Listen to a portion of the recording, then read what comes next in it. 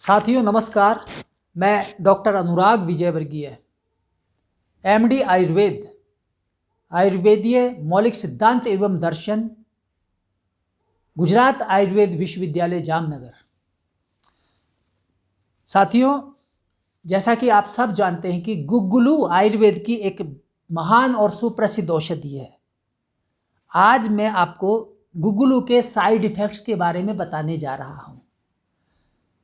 तो ये गुग्गुलू होता क्या है? ये एक पेड़ का गोंद है। ये गोंद जैसा है, निर्यास कह सकते हैं, जो राजस्थान इत्यादि गर्म प्रदेशों में बहुतायत में पैदा होता है। इसका वानस्पतिक नाम कॉम्मीफोरा मुकुल है। और इसको गुग्गुल क्यों कहते हैं? क्योंकि गुजो व्याधिर गुड़ति रक्षति, अर्थात जो व्याधि से हमारी रक्षा करे। पुराने गुग्गल का प्रयोग, 1 साल पुराने गुग्गुलों का प्रयोग प्रमेह और मेदो रोग में आयुर्वेद में किया जाता है। मोटापा, डायबिटीज इत्यादि में लाभ देता है। इसी प्रकार से नया गुग्गल जो है, नया गुग्गुलू, आयुर्वेद महर्षि सुश्रुत ने इसे शरीर का बल बढ़ाने वाला और यौन शक्ति को बढ़ाने वाला कहा है नए गुग्गुल को।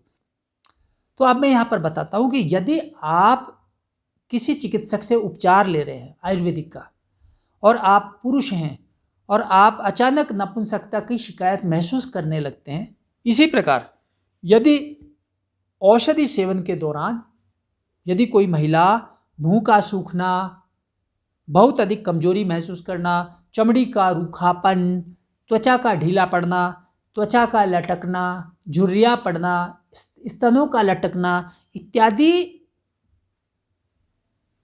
लक्षणों का यदि सामना करने लगती है, तो आवश्यकता इस बात की है कि सबसे पहले आप अपने चिकित्सक के पर्ची को पुनरावलोकन कर लें, और उसमें यदि आप पाते हैं कि इसमें कोई दवा गुग्गुलू से बनी हुई है, तो इन लक्षणों के दिखाई देते ही गुग्गुलू से बनी हुई दवा को अविलंब बंद कर दें। आयुर्वेद महर्षियों के अनुसार ज़्यादा दिनों तक निरंतर और अधिक मात्रा में गुग्गुलू का सेवन निषेध किया गया है। इसका सेवन लगातार नहीं करना चाहिए, अन्यथा हमारे स्वास्थ्य पर बहुत ही बुरा असर पड़ता है। ऐसा मैं नहीं कह रहा हूँ, ये शास्त्र कह रहे हैं। अब मैं आपको उदाहरण देता हूँ कि गुग्गुलू का अधिक सेवन से क्या हानियाँ होती हैं और क्या हमें सावधानी रखनी है।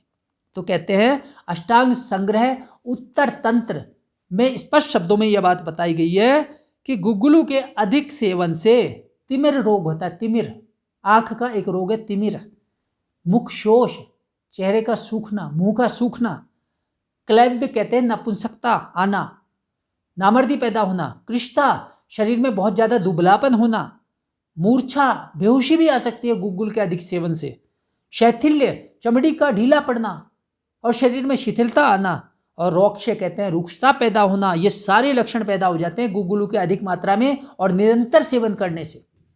अब हो क्या रहा है, मैं मूल संदर्भ बता देता हूँ।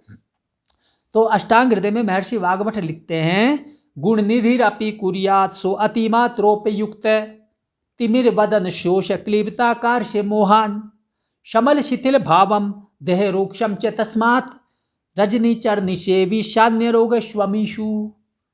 अष्टांग संग्रह उत्तर अध्याय के 49वें अध्याय का 178वां श्लोक है। ये कितना सुंदर श्लोक है।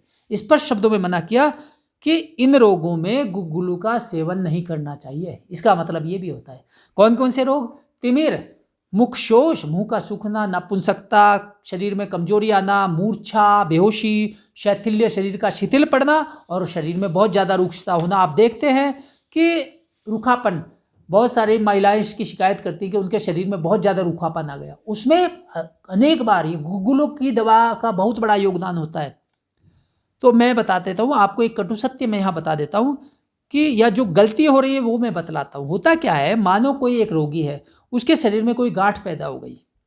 अब वह किसी वैद्य के पास जाता है, वैद्य उसे गुग्गुलू से बनी हुई दवा खिला देता है, 3 महीनों तक निरंतर खिला रहा है, और अब हो सकता है रोगी को हल्का फुल्का लाभ भी हो गया हो, परंतु वह पूरी तरह लाभ नहीं ले पाता, क्योंकि उसे वो परहेज नहीं बताए गए हैं जो शास्त्र में गुग्गुलू सेवन के लिए जो अनिवार्य परहेज है, वो परहेज उसको नहीं बताए गए। वैद्य लोग बता देते हैं सामान्य तौर पर गुड़ तेल खटाई का परहेज, लेकिन ये पर्याप्त नहीं है। गुग्गुलू का सेवन के दौरान हमें क्या परहेज रखना है, वो एक रहस्य है, बहुत बड़ा रहस्य है। जब तक आप उन परहेजों को रोगी को नहीं बताएंगे तो गुग्गुलू के सारे लाभ आपको गुग्गुलू सेवन के नहीं मिलेंगे, उल्टे हानियां हो जाएंगी। तो क्या है, तो इसके बाद रोगी थोड़ा बहुत लाभ हुआ तो वो फिर चिकित्सक को बदल लेता है, दूसरे चिकित्सक के पास गया।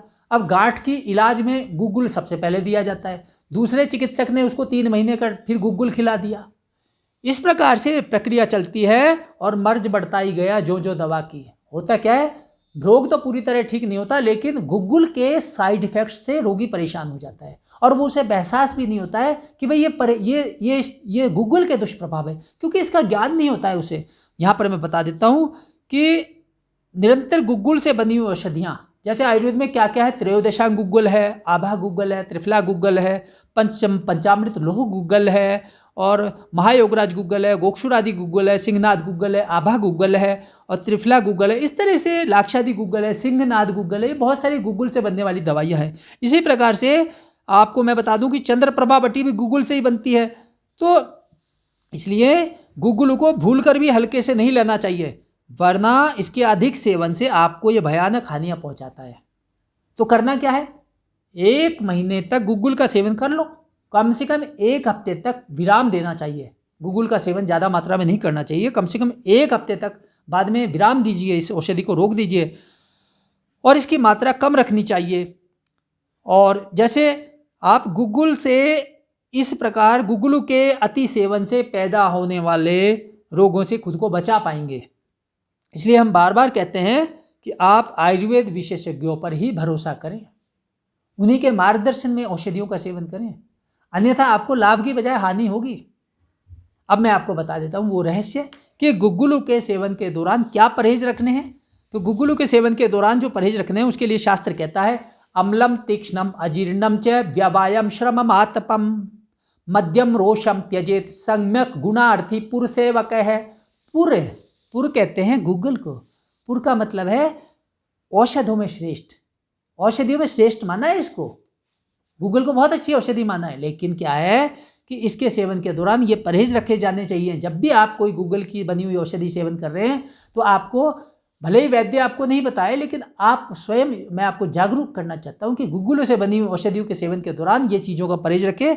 क्या परहेज रखना है, अम्लम खट्टाई, इमली और अमचूर की खट्टाई बिल्कुल नहीं खाएं, अम्लम तीक्ष्णम तीखी चीज़ें नहीं खाएं, अजीर्णम च अजीर्ण भोजन, यानी जब तक खाना हजम नहीं हो जाए तब तक दोबारा खाना नहीं खाएं, ये विशेष बात है। अम्लम तीक्ष्णम अजीर्णम च व्यायाम, स्त्री सहवास का निषेध बताया है। श्रमम आतपम, बहुत ज़्यादा परिश्रम नहीं करना है, उससे बचना है।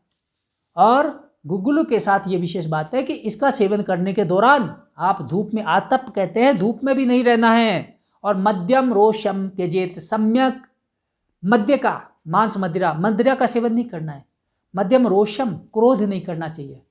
त्यजेत सम्यक गुणार्थी पुर सेवक है। जो व्यक्ति गुग्गुल के सेवन के सारे लाभ लेना चाहता है तो उनको ये सारे परहेज रखने चाहिए, अनिवार्य तौर पे रखना चाहिए।